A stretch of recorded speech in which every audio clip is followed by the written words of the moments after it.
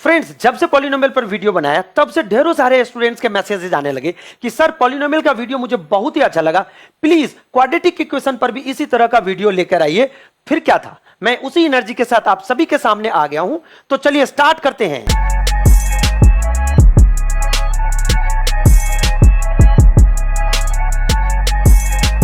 यदि quadratic equation के सभी कांसेप्ट्स को अच्छी तरह समझना है तो मुझे क्वाड्रेटिक पॉलिनोमियल को भी अच्छी तरह से समझना पड़ेगा। अब ये क्वाड्रेटिक पॉलिनोमियल क्या है, ये देखिए, कोई ऐसा पॉलिनोमियल जिसका डिग्री 2 हो, दैट मींस x इसमें भी है, x इसमें भी है और x इसमें भी है, दैट मींस ये कांस्टेंट टर्म है तो उसमें x raise to the power 0 है। अब ये तीनों x में जो मैक्सिमम पावर है, आपको क्या दिख रहा है, यहां पर मैक्सिमम पावर 2 है। तो ऐसा पॉलिनोमियल जिसमें मैक्सिमम पावर वेरिएबल का 2 हो तो वो क्वाड्रेटिक पॉलिनोमियल कहलाता है। और यहां पर साथ साथ एक और चीज समझिएगा कि क्वाड्रेटिक पॉलिनोमियल होने के लिए जो एक्स स्क्वायर है, इसके पीछे का कोएफिशिएंट कभी भी 0 नहीं होना चाहिए और साथ ही इसका डिग्री भी क्या है, डिग्री 2 है। तो दैट मींस डिग्री 2 वाले पॉलिनोमियल को हम लोग क्वाड्रेटिक पॉलिनोमियल बोलते हैं। अब इस क्वाड्रेटिक पॉलिनोमियल को यदि हम 0 के इक्वल कर दे, जैसे ax square plus B X plus C is equal to 0, simply हमने क्या किया, क्वाड्रेटिक पॉलिनोमियल समझ लिया। क्वाड्रेटिक पॉलिनोमियल क्यों होता है, क्योंकि ऐसा पॉलिनोमियल जिसका डिग्री 2 होता है और साथ ही एक्स स्क्वायर के चलते ये क्वाड्रेटिक पॉलिनोमियल हुआ है तो उसका कोएफिशिएंट 0 के बराबर नहीं होगा। अब ये सभी चीज को अगर हमने जान लिया और उसी क्वाड्रेटिक पॉलिनोमियल के जस्ट इक्वल में हमने 0 कर दिया तो पूरा का पूरा क्वाड्रेटिक पॉलिनोमियल में किस में कन्वर्ट हो गया, क्वाड्रेटिक इक्वेशन में कन्वर्ट हो गया।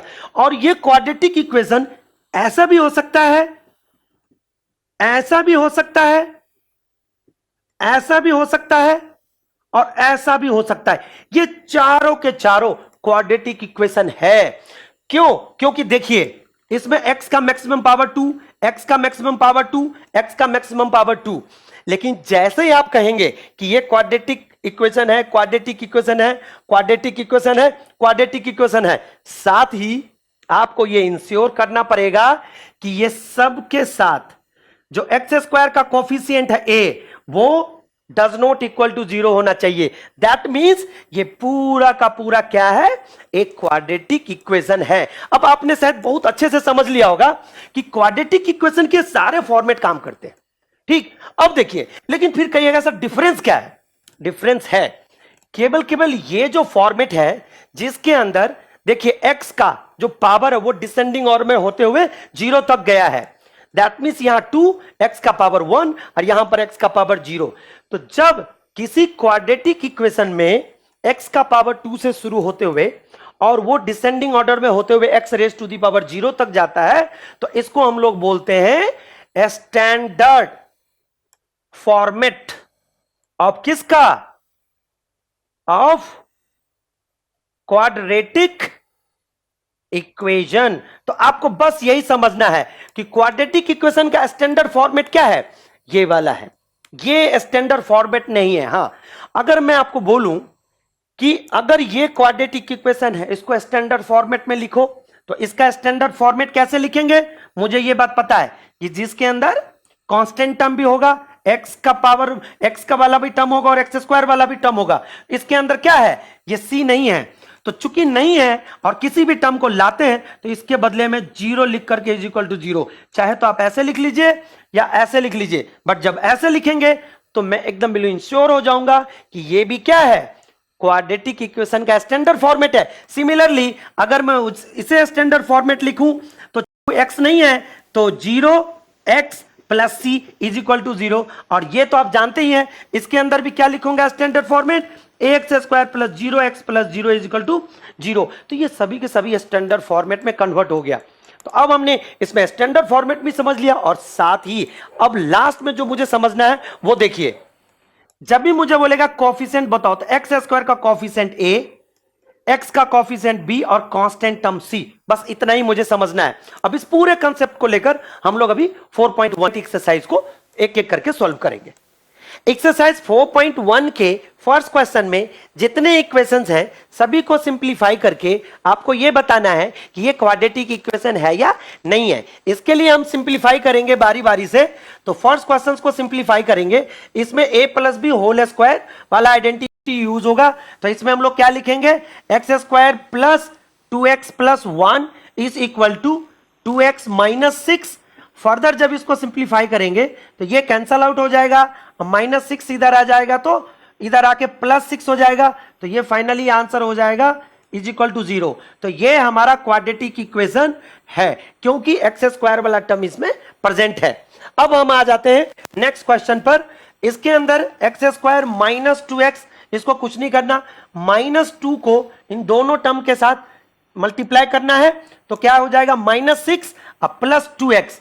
अब ये दोनों ही टर्म बारी बारी से इधर आ जाएगा। तो ये क्या हो जाएगा, ये देखिए एक्स स्क्वायर और ये -2x इधर आ जाएगा तो -4x और +6 इज इक्वल टू 0। तो ये भी क्वाड्रेटिक इक्वेशन है। इसी तरह से अगर हम थर्ड इक्वेशन सॉल्व करें तो इसमें क्या है, देखिए इसके अंदर a plus B into A minus B वाला आइडेंटिटी यूज होगा।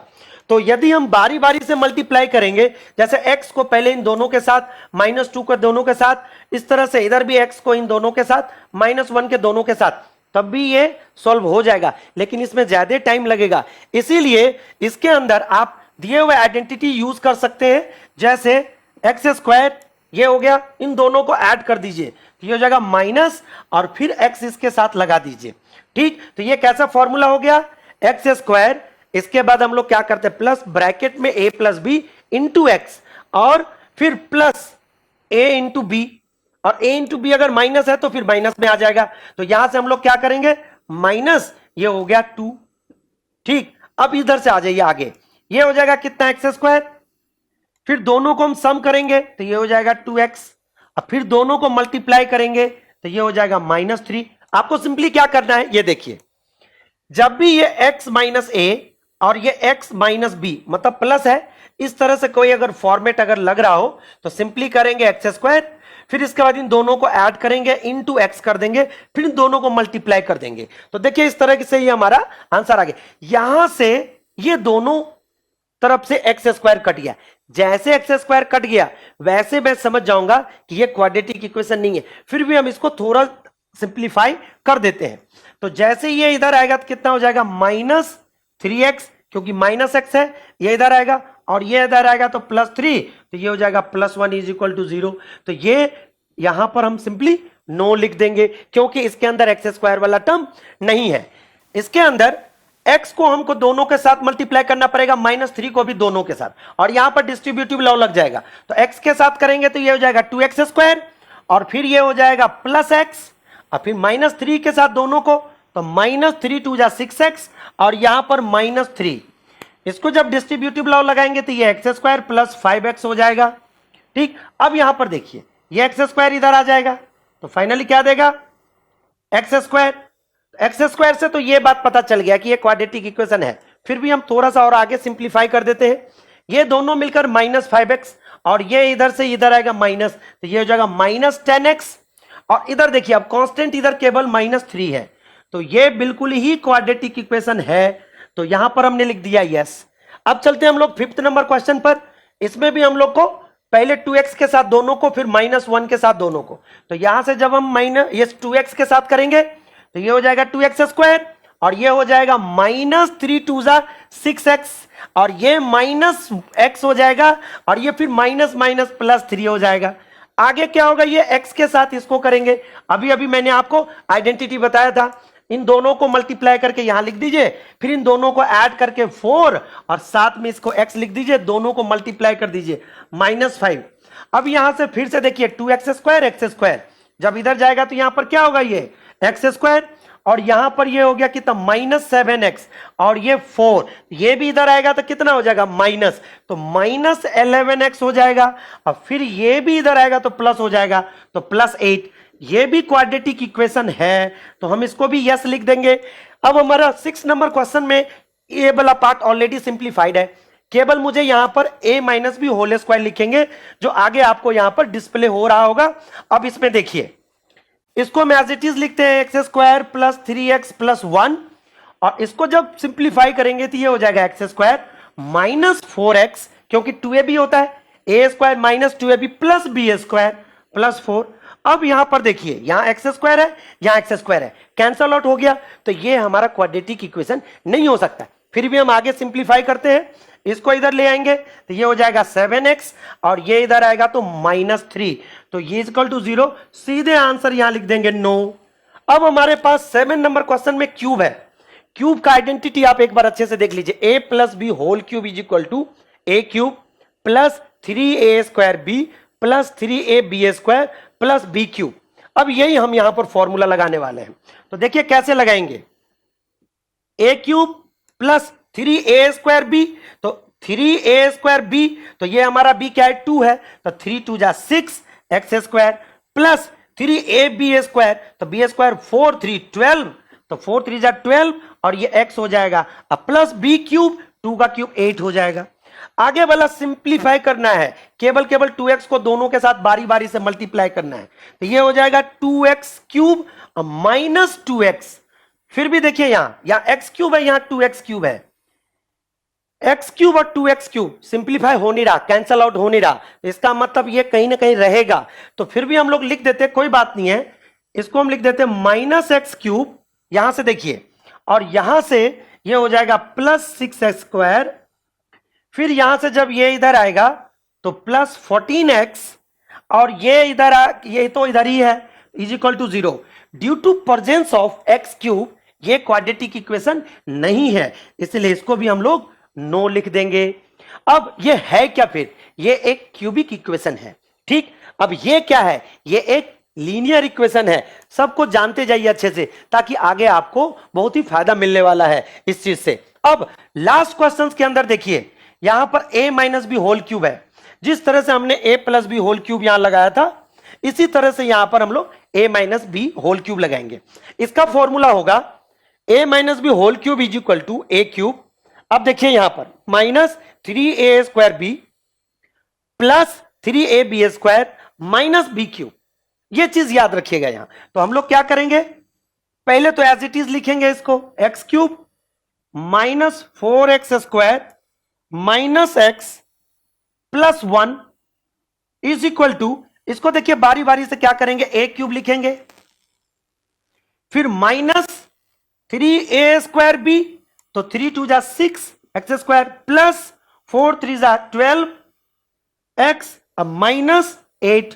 अब देखिए यहां एक्स क्यूब, यहां से ये कैंसल आउट हो गया, अब ये जब इधर जाएगा तो ये प्लस 6 स्क्वायर होके फाइनल क्या देगा 2x स्क्वायर। अब ये x और ये x जब ये इधर आएगा तो ये माइनस में आ जाएगा, तो माइनस 13x हो जाएगा, और ये 8 जब इधर आएगा तो प्लस में होके फाइनल ये 9 देगा। अब इसमें देखिए 2x स्क्वायर है, तो due to presence of x square ये क्वाड्रेटिक इक्वेशन है, तो फाइनल हमारा आंसर ये क्या हो जाएगा, यस। इस तरह से हमने एक एक करके सबको सिंप्लीफाई करते हुए ये देख लिया कि कौन सा इक्वेशन क्वाड्रेटिक इक्वेशन है और कौन सा नहीं। तो इस तरह से हमने अच्छे से देख लिया। अब हम लोग चलते हैं अगले क्वेश्चन पर। क्वेश्चन सेकंड में दिए हुए सिचुएशंस को मुझे क्वाड्रेटिक इक्वेशन के फॉर्मेट में रिप्रेजेंट करना है। इसके लिए दिए हुए क्वेश्चंस को अच्छे से मुझे रीड करना है। जैसे कि इसमें लिखा है कि the area of the rectangular plot is 528 metre square and the length of the plot in metre is 1 more than twice its breadth. बस आगे का जो हमने यहां पर देखिए रेड से अंडरलाइन कर रखा है, इसकी मुझे जरूरत नहीं है। अब इस क्वेश्चंस को मुझे जब हमने रीड किया तो मुझे समझ में आया कि इसमें कह रहा है कि एक रेक्टेंगल है जिसका एरिया दे रखा है। तो यहां पर हमने लिखा कि given area of the rectangle, area of the rectangle is equal to 528 metre square. अब एरिया दे रखा है तो मुझे यह बात पता है कि एरिया ऑफ द रेक्टेंगल तो लेंथ इनटू ब्रेथ होता है। अब लेंथ इनटू ब्रेथ का कंडीशन यहां दे रखा है, तो एक बार फिर से हम रीड करते हैं। The length of the plot is 1 more than twice its breath. अब मेरे दिमाग में आया कि लेंथ एंड ब्रेथ दोनों में एक क्या कर रखा है उन्होंने, कंडीशंस डाल रखा है। दैट मीन्स कि जब ब्रेथ मुझे पता हो तो उस ब्रेथ को जब हम ट्वाइस करके और 1 ऐड कर देते हैं तब उस रेक्टेंगल का लेंथ निकलता है। तो इसीलिए जब मुझे किसी भी डायमेंशन को अगर सपोज करना हो तो ये पहले देख लें कि किसके रेफरेंस में कौन सा डायमेंशन दिया गया है। तो यहां पर मुझे ब्रेथ को सपोज करना है और जैसे ब्रेथ को मैं सपोज कर लूंगा तब हम ब्रेथ के बिहाफ पर हम लेंथ निकाल सकते हैं। तो यहां लिखते हैं हम लोग let breadth is equal to x metre, और जैसे ब्रेथ मिला वैसे लेंथ कितना मिल गया, देखिए ट्वाइस, मतलब इससे 2 टाइम्स लिखा है, ट्वाइस इट्स ब्रेथ, और कितने 1 मोर देन, और एक और ऐड कर दीजिए तो ये हो गया हमारा 2x + 1 लेंथ आ गया। तो b ब्रेथ को b लिख लीजिए और लेंथ को l लिख लीजिए। जब हम एरिया निकालेंगे एरिया, तो ये एरिया हो जाएगा l इंटू पी, जो कि 528 दे रखा है। देखिए कितना सिंपल है, बस आप क्वेश्चंस को एक बार बड़ी सावधानी से आपको रीड करना है, उसमें से जो गिवन है उसको आपको मेंशन करना है, और साथ ही जो सिचुएशन दे रखा है उसके बारे में सारे इंफॉर्मेशन कलेक्ट करने हैं, और साथ ही जिसको सपोज करना है वो पहले निकालना है, उसके बिहाफ पर जो दूसरा हमारा अननोन डेटा है उसको फाइंड आउट करना है। तो यही हमने किया है। अब मुझे ये बात पता है कि लेंथ हमारा 2x + 1 है और ब्रेथ हमारा x है, तो ये हो गया 528। जब इसको मल्टीप्लाई करेंगे तो 2x² + x और साथ में -528 को भी इधर ले आएंगे, तो ये कंप्लीट हमारा एक क्वाड्रेटिक इक्वेशन का फॉर्मेट दे दिया। सो ये हमारा फाइनल आंसर है। हाँ, उसके आगे कह रहा था we need to find the length and breadth of the plot. Yes, इसमें से हम x को फैक्टराइज करके x का वैल्यू निकालकर फिर उसको 2 से मल्टीप्लाई करके 1 ऐड करके हम इसका लेंथ भी निकाल सकते हैं। दैट मींस ब्रेथ और लेंथ दोनों निकाल सकते हैं, बट इस सेक्शन में नहीं। हम अगले सेक्शन में फैक्टराइजेशन रूल जानेंगे, अच्छे से उसको फैक्टराइज करना सीखेंगे, फिर वहां से x की वैल्यू निकालकर फिर इस तरह से हम लोग क्वेश्चंस को सॉल्व करेंगे। तो अब हम लोग चलते हैं नेक्स्ट क्वेश्चन पर, जिसके अंदर कह रहा है the product of 2 consecutive positive integer is 306। जैसे मेरे दिमाग में है पॉजिटिव इंटीजर, तो सबसे पहले यह जानना बेहद जरूरी है कि क्या आपको इंटीजर के बारे में पता है। तो यस, इंटीजर होता है और पॉजिटिव भी बोला साथ में, तो वो जो होल नंबर जैसा एक्ट करेगा। दैट मींस 1 2 3 4 इस तरह से जितने भी नंबर है ये सारे के सारे पॉजिटिव इंटीजर्स है। अब मुझे ये नहीं पता कि कौन सा है। अब इन्होंने 2 कंसेक्यूटिव लिखा है। कंसेक्यूटिव का मतलब कि यदि मुझे एक कोई इंटीजर पता चल जाए तो हम अगला वाला इंटीजर ही हमारा क्या होगा, रिक्वायर्ड इंटीजर होगा। मतलब क्या कि 2 कंसेक्यूटिव इंटीजर्स में एक मिल जाएगा तो उसका अगला वाला दूसरा हमारा इंटीजर होगा। तो हम क्या करते हैं, मान ही लेते हैं कि लेट 1 इंटीजर बी x, तो जो इसका अगला वाला होगा तो क्या होगा, 1 के बाद अदर लिख लो, बेटर होगा। अदर इंटीजर क्या होगा, अदर इंटीजर भी x + 1। अब बस यही चीज आपको समझना था, एक को हमने x ले लिया और अदर को हमने x + 1 ले लिया, क्योंकि 2 कंसेक्यूटिव बोल रहा है। अब इन दोनों को जब मल्टीप्लाई करेंगे अकॉर्डिंग टू क्वेश्चन, जो क्वेश्चन में कह रहा है कि आप दोनों को मल्टीप्लाई करो, और जो दोनों को मल्टीप्लाई करने के बाद जो रिजल्ट होगा वो 306 होगा।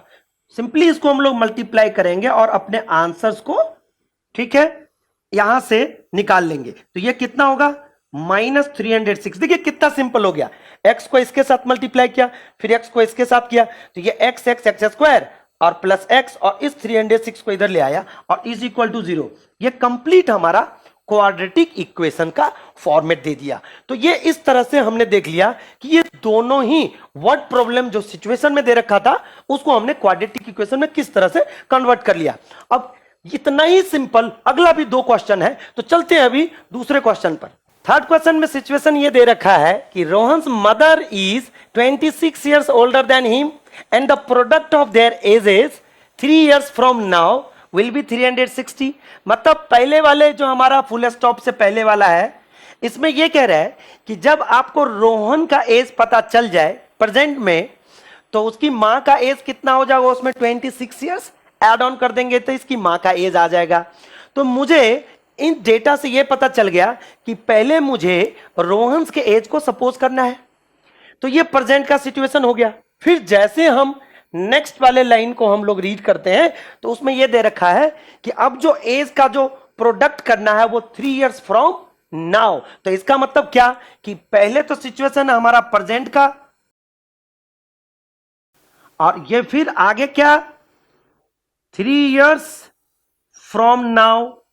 तो पहले तो ये हमने पूरा क्लियर कर लिया कि जी मुझे पूरा का पूरा डेटा का जो फॉर्मेट चाहिए वो एक तो मुझे प्रेजेंट में चाहिए और एक 3 इयर्स फ्रॉम नाउ का चाहिए, मतलब 3 साल आगे का चाहिए। अब देखिए तो यहां से हम लोग लिख लेते हैं लेट रोहंस का जो एज है, रोहंस, ठीक है, प्रेजेंट एज भी कितना, रोहंस का जो एज है, Rohan's age is equal to X years.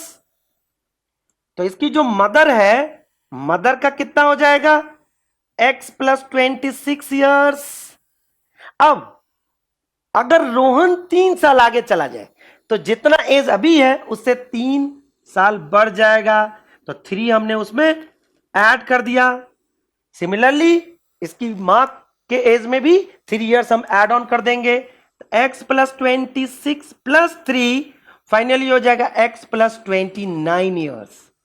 अब देखिए क्वेश्चन में ये कह रहा है कि अब जो ये एज है ना दोनों का, रोहंस का और इसकी मां का, इन दोनों का जब हम मल्टीप्लाई करते हैं ना 3 इयर्स फ्रॉम नाउ, इसको मल्टीप्लाई नहीं करना, बहुत ही सावधानी से इस क्वेश्चन को समझना भी है और करना भी है। डेटा यहां से निकला, फिर हमने 3 इयर्स फ्रॉम नाउ किया।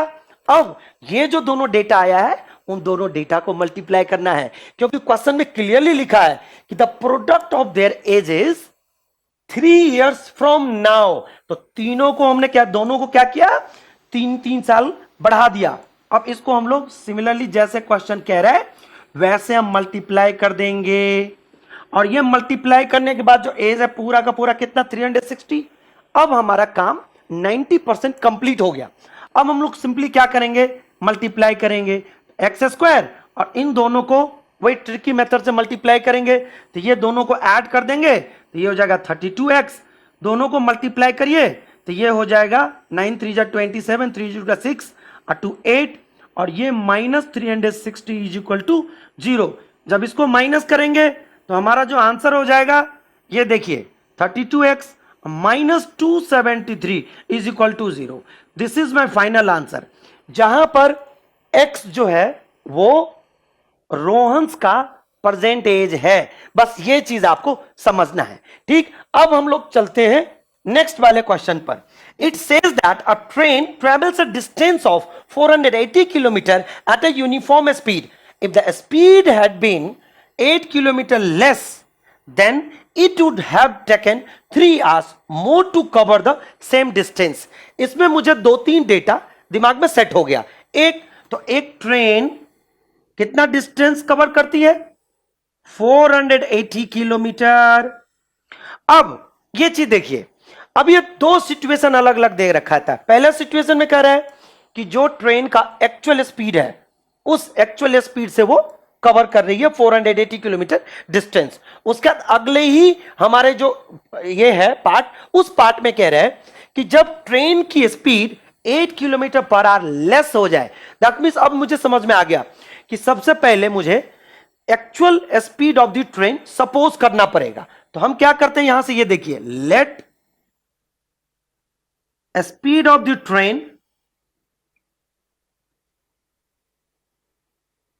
Train be x kilometre per hour. अब जैसे ही speed of the train x kilometre per hour आ गया, एक फॉर्मूला मैं यूज करूंगा, टाइम इज इक्वल टू, आप कहेगा क्यों, क्योंकि दो अलग अलग सिचुएशन है और दोनों सिचुएशंस को कंपैरिजन किया गया 3 आवर्स से। तो सबसे पहले मैं एक चीज देखता हूं कि टाइम इज इक्वल टू जो फॉर्मूला होता है वो होता है डिस्टेंस अपॉन स्पीड। तो देखिए पहला केस क्या है, केस वन में यह है कि टाइम जब एक्चुअल स्पीड ट्रेन, ये देखिए ट्रेन जब एक्चुअल स्पीड से कवर करती है कितना डिस्टेंस 480 किलोमीटर, तो ये एक्चुअल टाइम लग गया। अब क्या है न्यू स्पीड, देखिए क्या है केस 2 में यहां से हम लोग न्यू स्पीड ले लेते हैं। तो देखिए न्यू स्पीड कितना है, न्यू स्पीड है हमारा x-8 किलोमीटर पर आवर। एक बार देखिए अच्छे से, अब थोड़ा सा अच्छे से समझना है इस बात को। जैसे ही मुझे समझ आ गया कि ये न्यू स्पीड है, तो यहां से अगर ये यहां से टाइम निकालता हूं मैं, तो टाइम क्या दे देगा, टाइम दे देगा 480 किलोमीटर अपॉन x-8। ये हो गया हमारा न्यू टाइम, ये हमारा हो गया पुराना वाला टाइम, ये हो गया न्यू वाला टाइम। अभी आप बताइए, न्यूमरेटर दोनों का सेम है, लेकिन यहां पर डिनोमिनेटर छोटा हो गया। तो जब डिनोमिनेटर छोटा हो जाता है तो ये वैल्यू मोर हो जाता है। ठीक, तो इसको हम पहले रखेंगे, इसको बाद में रखेंगे।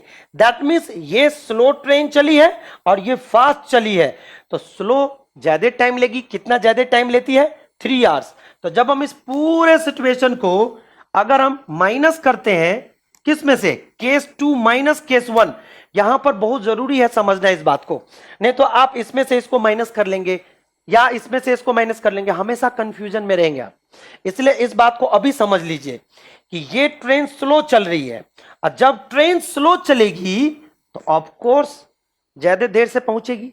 तो ये ट्रेन स्लो पहुंच रही है तो ज्यादा टाइम ले रही है, ये तो नॉर्मल स्पीड से चल रही है, तो कितना ज्यादा टाइम ले रही है, 3 आवर्स मोर। तो हम इसको लिखते हैं 480 अपॉन x-8 और -480 अपॉन x, और ये कितना 3। अब आपको कुछ भी नहीं करना, सिंपली क्या करना है, इसको एलसीएम ले लेना है। अब यहां से इंप्लाइज डाल के मैं यहां से एलसीएम लेता हूं। ये देखिए x इंटू x-8, और ये दोनों जो 480 है ना, इसको एक ही बार में कॉमन ले लीजिए ताकि कैलकुलेशन आसान हो जाए। यहां पर ये x इधर चला जाएगा, x-8 इधर चला जाएगा, तो x माइनस और ये माइनस के साथ जब मल्टीप्लाई होगा तो x प्लस 8 हो जाएगा, और ये 3 तो है ही, तो यहां से x कट जाएगा और यहां से इसको काट दीजिए। ठीक, अब जैसे ये कटा वैसे ही यहां से हम क्रॉस मल्टीप्लाई करेंगे तो हमारे पास फाइनल आंसर आ गया x² माइनस 8x। ध्यान से समझिएगा, और ये जब यहां पर इसके साथ 8 के साथ मल्टीप्लाई होगा तो ये हो जाएगा कितना, इज इक्वल टू 1280। ठीक, और जब इसको माइनस करेंगे तो ये हमारा फाइनल आंसर दे दिया। अब ये देखिए इस तरह से ये हमारा क्वाड्रेटिक इक्वेशन के फॉर्मेट में आ गया। तो ये हमारा एक्चुअल कंसेप्ट था।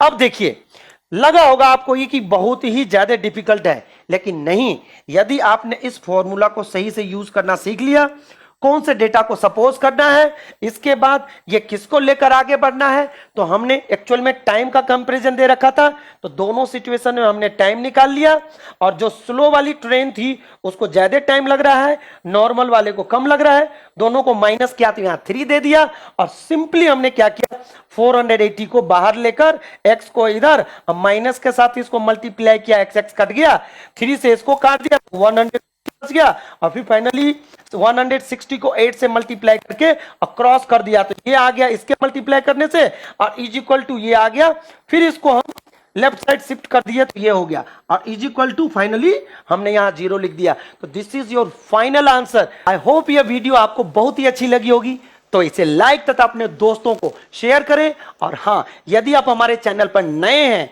तो इसे सब्सक्राइब भी कर लें और साथ ही बेल आइकन को भी प्रेस कर ले, ताकि इस तरह के इंफॉर्मेटिव और इंटरेस्टिंग वीडियोस सबसे पहले आप तक पहुंचे। Thank you for watching, bye bye.